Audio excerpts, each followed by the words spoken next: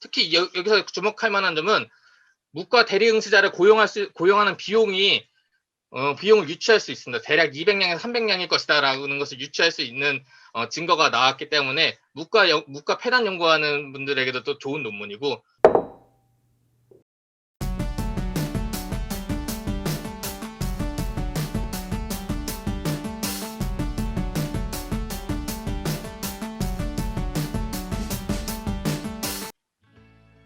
네, 제가 소개해드릴 논문은 권희선 선생님이 작년 3월에 발표한 논문으로 제목은 1753년 대사 관련 소송의 배경과 최송적 무소의 양상이라는 논문입니다.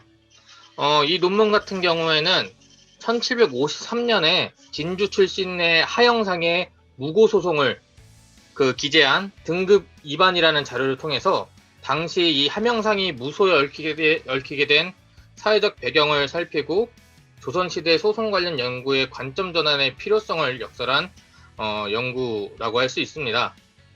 저자인 권희선 선생이 가지고 있었던 문제의식을 간단하게 소개하자면은 조선시대 소송 관련 기존 연구를 살펴보면은 기존에는 이제 노비, 토지, 묘지 관련 소송을 중심으로 연구가 이루어졌습니다.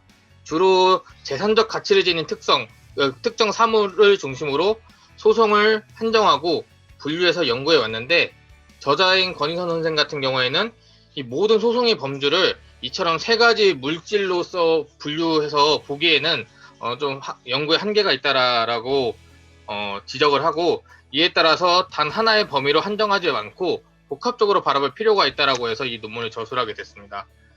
그래서 이 논문의 핵심 사건인 하명상의 무고 사건의 이제 전개를 살펴보면은 이 소송이 총 3차례에 걸쳐 이루어졌습니다. 1차는 1753년에 3월에 일어난 소송인데, 당시에 훈국포수 원치영이라는 사람이 하명상이라는 형제가 돈을 갚지 않는다고 형조에 소송을 걸었습니다. 차용해준 돈의 명목은 이 원치영이 하명상 형제가 무과에서 대리응시자를 구하기 위해니까 돈이 필요하다라고 해서 자신이 이제 돈 300량을 빌려주고 형제가 무과에 급제를 했다고 이제 주장을 합니다. 하지만 3년이 지나도록 돈을 갚지 않기 때문에 이렇게 소송을 걸었다라고 하는데, 당시에는 이제 하명상의 노비가 직접 나서가지고 주인 대신 그 사건을 변호를 하기 시작했습니다. 그 노비에 따르면은 자신의 주인들은 무예가 출중하고 명망이 있어서 돈 주고 그런 부정행위를 저지를 사람이 없다라고 이제 주장을 했습니다. 따라서 이제 형조에서 원치영을 원고를 다시 추궁을 하니까 그 원치영이 자신이 이제 무고한 것이다, 이여성이라는 사람과 함께 무고한 것이다라고 해가지고 처벌을 받게 됐습니다. 그러다가 2차 소송 사건이 일어났는데, 그 2차는 당시 원치영과 함께 무고를 걸었던 이여성이라는 사람이 내가 돈 200량을 꿔줬는데 받지 못했다라고 다시 소송을 건 겁니다. 이때도 마찬가지로 하명상의 노비가 직접 나서가지고 변호를 했습니다. 그 노비의 말에 따르면은 1차에서는 300량으로 했다가 왜 갑자기 200량으로 줄어드냐, 이게 말이 안 된다. 이게 첫 번째고, 두 번째는 금전관계가 있으면 차용증이라던가 이런 수표가 있어야 되는데 이 수표도 없이 어떻게 우리가 돈을 빌렸는지 안 빌렸는지 증명할 수가 있느냐라고 따져든 겁니다. 그래가지고 이제 형조에서 이여성에게 그럼 돈을 빌려준 차용증을 보여주라 했더니만 이여성은 이제 추궁할 때 장을 맞아야 되는데 장을 맞기 싫어가지고 바로 이제 장을 때리려 하니까 바로 자기가 무고를 했다라고 진술을 한 다음에 결국 전주로 유배를 떠나게 됩니다. 마지막 세 번째는 이여성이 유배를 마친 후에 5개월 뒤에 한성부에 다시 이 채무소송을 제기를 했습니다. 이 세 번째 소송에서는 노비 대신 하명상이 직접 나서가지고 자신을 변호를 했는데, 이여성 같은 경우에는 나는 하명상과 친하니까 우리 사이에 그런 문서가 필요 없다, 이걸 이렇게 주장을 했고, 반면에 하명상 같은 경우에는 자기는 이여성을 직접 본 적도 한 번도 없을 뿐더러 그렇기 때문에 문서가 없이 돈을 빌려줬다는 것은 말이 안 된다라고 이제 주장을 했습니다. 그래가지고 한성부에서 그러면 문서가 없다라는데 왜 없는 거냐 물어보니까 이여성이 술에 취해가지고 문서를 잃어버렸다라고 이게 주장을 했습니다. 그러면 그 당시 문서를 쓸 때 보증선 사람은 있느냐 물어보니까 이때부터 또 이여성이 말이 왔다 갔다 하기 시작합니다. 그래가지고 한성부에서는 이 사건의 결론을 이렇게 내립니다. 이 여성이 그 함영상을 무고를 한 것으로 이제 결론을 내리고 다시 형조로 이 사건을 되돌려 보내게 됐습니다. 이것이 이제 함영상 무고 사건의 이제 전말이라고 이야기를 할 수가 있습니다. 예.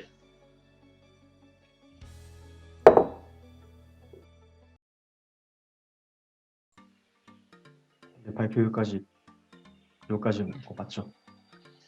네, 그럼 바로 질문으로 넘어갈게요. 질문이 몇 가지 나왔는데 일단 기본적으로 이제 이 사람에 대한 인적 사항이에요. 함영상이 누구인지에 대해서 알고 싶어 하시는데 함영상이 도대체 어떤 사람이었나요? 이 함영상 같은 경우에는 저자인 권희선 선생의 연구 분석에 따르면은 진주 지방에서 유명한 그 하씨 집안이 유명한데 하씨 집안에서도 이제 대대로 이제 무관을 지냈던 가문 출신이라고 합니다. 돈도 상당히 많았다고 하고 이런 거 그리고 또 부친이랑 조부가 계속해서 무과에 급제하니까 본인 역시도 무과를 통해서 이제 급제를 하려고 그랬는데 나이 50 먹을 때까지 급제를 못하고 전전하다가 이 1750년에 나이 50을 먹고 이제 급제를 해가지고 그 이후로 이제 출세를 하게 된 인물이라고 할 수 있습니다. 또 다른 질문으로 올라온 게 이렇게 그러면은 조선시대 소송 관련된 자료가 많이 남아 있기 때문에 이렇게 또 이제 이런 연구들이나 이런 게 또 진행이 될 수 있었던 건가요? 예, 소송 관련된 자료가 많기도 합니다. 좀 파편적으로 여러 개 그 민간에서도 보관했던 문서도 있고 공식 문서로도 이제 남아 있습니다. 지금 이 저자가 소개한 그 함영상 사건 역시도 이 등급 위반이라는 이제 등급 위반이라는 이제 공문서를 통해서 이제 이 사건을 분석을 한 것인데 근데 이제 주로 지금까지 연구해왔던 방향들이 앞서 소개했듯이 이제 노비 소송이라던가 토지 문제 그리고 이제 묘자리 가지고 누가 먼저 쓴 묘자리 근처에다가 또 묘를 만들어 가지고 그 묘지를 둘러싼 이제 소송으로 이제 많이 이제 국한이 돼 있었다라고 권희선 선생이 지적을 했고 이 함영상 사건을 봤을 때는 단순히 이 세 가지 물건만으로 이 소송들을 분류할 수 없고 조금 더 다각적으로 이제 봐야 한다라는 관점을 제시했고 그에 따라서 소개한 이 사건이라고 할 수 있습니다. 네, 그러면은 이 바깥 내역 같은 경우에는 이 정도로 하고 이제 그러면 그 소송 관련된 얘기를 이제 더 해봐야 될 것 같은데 질문 올라온 것들 중에서 이제 그 말씀해주신 거 이외에도 궁금한 점이 많으니까 몇 가지 또 올라와 있는데 첫 번째로 질문드리고 싶은 게 일단은 이 조선시대에 이제 신분이 다른 사람들끼리 소송을 걸면은 신분에 따라 가지고 그런 차별이나 그런 게 있었던 건가요? 이게 신분 차별이 그대로 대놓고 있었다라고 보기는 어려운데 이때 당시에 함영상이 처음에 노비를 내세운 이유가 뭐였냐면은 자신은 양반인데 이 소송을 건 사람들은 이제 처음 소송건 원칙형 같은 경우에는 훈국 포수로 되어 있긴 한데 그 함영상의 말에 따르면은 나는 양반인데 내가 상한들과 그 이제 보통 상자랑 이제 산에 한자 써가지고 이 사람들의 그 소송에 직접 나서기 좀 그렇다. 대신 노비를 보내서 내가 이제 소송에 임하겠다라고 이제 주장을 했습니다. 그래서 제가 봤을 때는 이 무고 소송 같은 경우에는 이제 원고랑 피고가 직접 대대면을 마주쳐야긴 해야 하는데 이것을 봤을 때는 양반 체면에서 이것을 좀 자기들과 그 상민을 이제 분리해서 있고 싶은 그런 정서가 있었고 국가에서도 관에서도 이것을 받아줘가지고 노비가 대신 나와가지고 서로 문답하고 대질하게 한 형태로 진행이 된 것 같습니다. 약간 이해할 수 없는 부분들이 좀 이제 많은데 일단 이 여성이 1심 때 이제 도망을 갔는데 이 도망갔던 이 여성 어떻게 다시 그 항소를 할 수 있었으며, 그러니까 잡혀야 되는 게 정상 아닌가요 원래는?